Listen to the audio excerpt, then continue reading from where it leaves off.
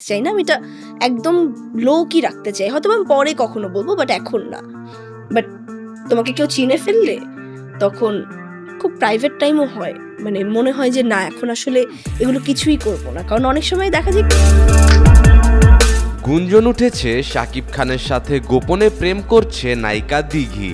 ছোট্ট দিঘি এখন অনেক বড় হয়ে গেছে। যাকে একসময় চাচ্চু বলে ডাকতো, তার সাথেই এখন প্রেম করছে এই নায়িকা। দিঘি বলেন, শাকিব আমাকে কথা দিয়েছে আমাকে তার ঘরের বউ বানাবে।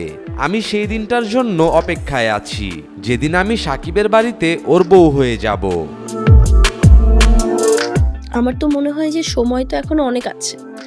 সো জিনিসটা যদি দেরি করে হলেও হয় তাহলে তো পেশেন্স রাখাই যায়। না মানে এখনো আসতে পারে, হয়তো সেটা আসছে না, কিংবা আসতে পারতো, কিংবা অনেক সুযোগই আমাকে দেওয়া হয়নি, এটা আমার সবসময় মনে হয়। দিঘিকে প্রশ্ন করা হয়, শাকিব এখন আপনাকে ভোগ করছে, আপনাকে সে কথা দিয়েছে বিয়ে করবে, কিন্তু ভবিষ্যতে যদি সে আপনাকে বিয়ে না করে তখন আপনি কি করবেন? উত্তরে দিঘি বলেন, আমার মনে হয় এটা আমার রিজিকে নাই, এটা আমার কপালেই ছিল না, এটা আমার জন্যই না। এটা তো অনেক দিন ধরে ঘটে, এটা তো নতুন না। কিছু নিউজ হয়, কিছু নিউজ হয় না, কিন্তু এটা অনেক হয়েছে। সো যদি চলে।